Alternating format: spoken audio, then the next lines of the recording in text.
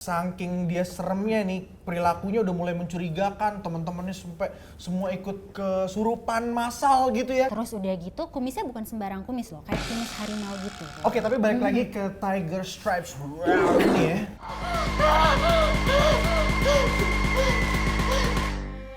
Kan ada tuh ngeri-ngerinya film ini kan. Dia di kepalanya, tapi organnya tuh kayak ngeplek-ngeplek gitu. Ngeplek-ngeplek. Dan dia bertebangan di sekitar desa itu.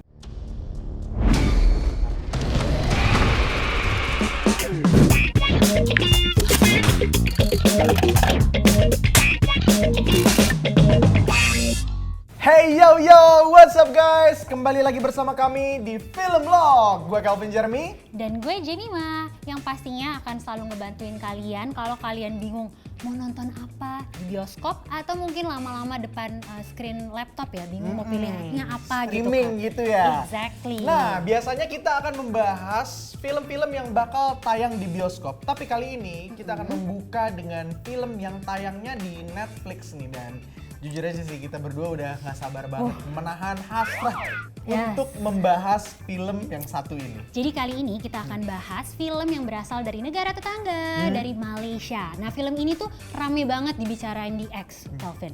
Udah gitu kenapa? Karena dia dapat penghargaan film terbaik di Cannes Critics Week 2023. Kok bisa? Pertanyaannya, Panas dengan kelas ke atas, dah kena kunci.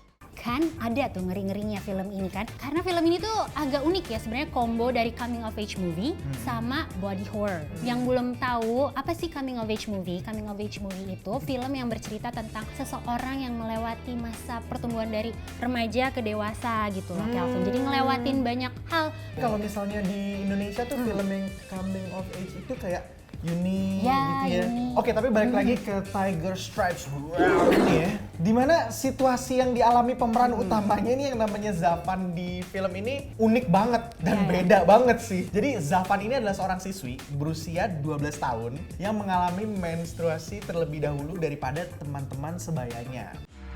Mak, semua udah tahu kok satu sekolah kecoh kau datang period. Hal ini tuh agak dianggap aneh sama teman-temannya kan, karena dia kenapa beda gitu kan? Karena bukan cuman dapat menstruasi aja, tapi dia juga mengalami kayak perubahan fisik gitu loh kan. Kalau cewek emang pubertas gitu kan ada fisik yang berubahnya, tapi kalau dia nih ada bedanya. Bedanya apa tuh? Bedanya tuh dia kayak tumbuh kumis. Nah, terus udah gitu kumisnya bukan sembarang kumis loh, kayak kumis harimau gitu. Tapi yang bikin tambah ironisnya juga nih, jadi si Zafan itu malah dibully sama teman-temannya karena teman-temannya penasaran sebenarnya si Zafan nih lagi nutup-nutupin apa sih dari mereka semua. Nah, justru teman-teman yang ngebully ini sampai di videoin malah bikin si Zafan makin terprovokasi gitu. Saking dia seremnya nih, perilakunya udah mulai mencurigakan, teman-temannya sampai semua ikut kesurupan massal gitu ya. Sampai akhirnya dia diruqyah. Kita kan ada janji kita kena share semua benda. Parah! Parah! Buat penonton yang mungkin nonton pertama kali film ini agak bingung gitu, ini kok gambarnya kayak gini ya? Emang sepanjang film treatmentnya seperti itu gitu? Dan kalau lo bilang tadi kayak ini tuh kayak berasa real banget karena emang ini tuh ngebahas sebuah topik yang masih tabu banget dibahas, apalagi di Malaysia gitu kan. Karena isu ini tuh adanya tuh bukan adanya, tapi setting cerita ini adanya tuh di pedalaman, pedalaman Malaysia. Jadi soal period di kalangan anak-anak perempuan, remaja perempuan. Bukan dia tak ada hidung.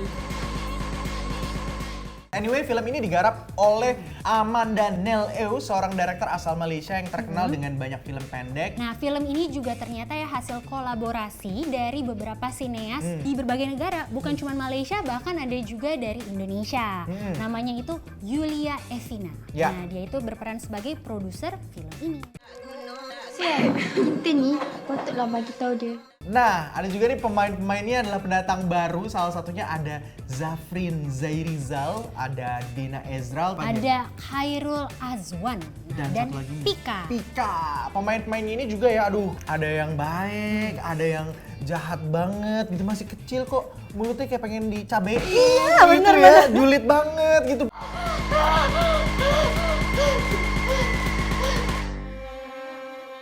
Kita nggak mau kalian semua melewatkan satu scene pun, jadi harus nonton dan nikmatin. Yes, jadi biar makin gak penasaran, mending langsung aja lihat ke Netflix karena film Malaysia 1 ini udah tayang di Netflix untuk penonton Indonesia. Dan bukan cuma kita aja yang rekomendasiin, tapi juga netizen yang akan rekomendasiin tontonan netizen.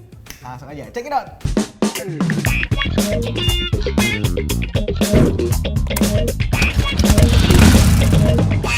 Untuk sekarang ini lebih suka nonton film atau series yang Peaky Blinders. Saya rekomendasikan karena alur ceritanya yang sangat bagus. Pemerannya saya suka, saya rekomendasikan lagi di waktu luang atau malam lah untuk menemani malam untuk tidur.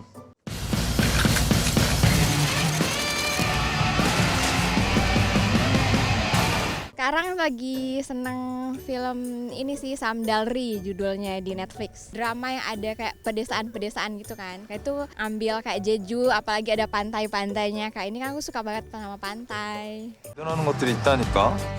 네 말이 맞네. 찍을게요. 변하지 않은 것도 있었네. Ini saya merekomendasi film The Pertaruhan The Series. Film ini saya merekomendasikan karena ini film action dari Indonesia khususnya. Dan aktingnya juga pemerannya bagus.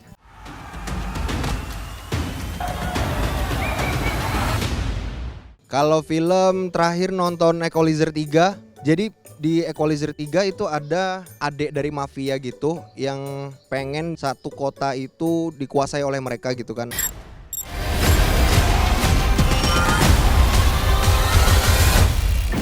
Itu dia rekomendasi tontonan netizen yang ada beberapa sih yang belum gue tonton, jadi kayaknya I have a plan for watching it. Yes, tapi saran gue nih sebelum lu nonton, lo ke bioskop dulu deh. Ada satu film horor di mana sosok hantunya ini adalah sebuah urban legend yang terkenal di Indonesia. Langsung aja ya, gue sebutin. Asalnya dari Kalimantan. Judulnya adalah Kuyang, sekutu iblis yang selalu mengintai. Jadi tuh ini ceritanya tentang sepasang suami istri gitu kan. Istrinya ini nih lagi hamil gitu, lagi mengandung. Nah jadi suaminya ini namanya Bimo, terus dia punya istri lah. Nah ini settingnya tuh ceritanya adanya tuh di desa Muara Tapah di Kalimantan. Saat mereka menjalani kehidupan di desa tersebut, kejadian-kejadian menyeramkan tuh mulai terjadi, Jim. Di mana ada sosok makhluk. Dia di kepalanya, tapi organnya tuh kayak ngeplek-ngeplek gitu. Ngeplek, dan dia bertebangan di sekitar desa itu. Dan kabarnya si Kuyang yang merupakan ya sekutu iblis ya, karena orang tersebut kan ibaratnya yang jadi Kuyang tuh mendalami ilmu hitam gitu ya. Mencoba segala cara untuk mengincar janin dari istri si Bimo tadi yang lagi mengandung. Nah Bimo dengan segala cara juga harus melawan teror Kuyang demi menjaga istri dan calon anaknya. Nah cerita ini Jem, itu udah diangkat dari satu novel yang judulnya sama, karya Ahmad Banbela. Dan ceritanya itu awalnya dipublikasikannya di Thread Kaskus. Oke. Jadi udah viral di antara kaskuser. Oke. Dan yang makin bikin gue penasaran sih sebenarnya ya, yang bikin gue buy-in sama cerita ini karena ditulis sama seorang jurnalis asli dari Kalimantan. Dan dia tuh pernah punya pengalaman di mana waktu dia kecil, dia tuh pernah tetanggaan dan ternyata tetangganya adalah Kuyang. Semalam Sri bilang kalau dia lihat kepala manusia terbang, Pak.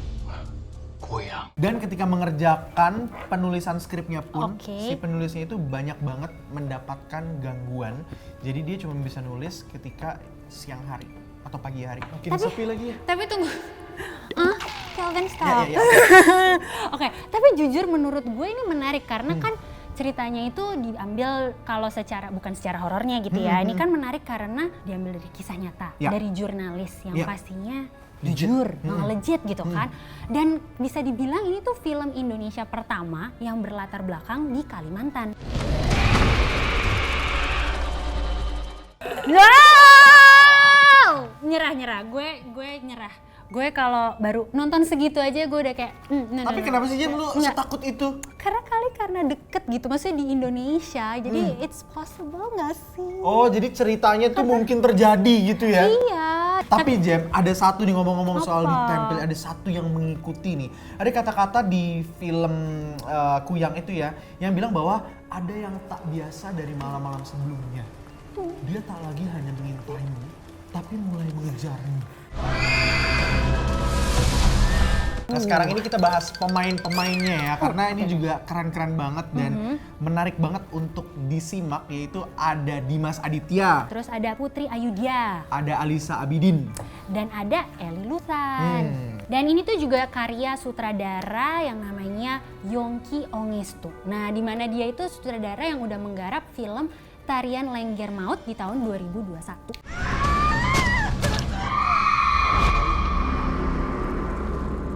So langsung aja guys, merapat ke bioskop mulai 7 Maret 2024 karena Kuyang udah bisa ditonton di seluruh bioskop di tanah air. Yes, dan bukan cuma ingetin itu aja, kita juga mau ingetin kalian jangan nonton film bajakan. Jadi ya seperti tadi Kelvin bilang, langsung ke bioskop, kita dukung perfilman Indonesia yang semakin berjaya. Yes, terima kasih buat semua penikmat film tanah air yang sudah meramaikan jumlah penonton bioskop, dan pastinya juga jangan lupa untuk support channel kita untuk bisa terus berkembang, terutama di program Filmlog. Jadinya pastinya komen di bawah kira-kira ada kritik, ada saran, atau misalnya mau request film apa yang perlu kita bahas ya. Benar. Oke, kayaknya segitu aja. Kita akan ketemu di episode berikutnya.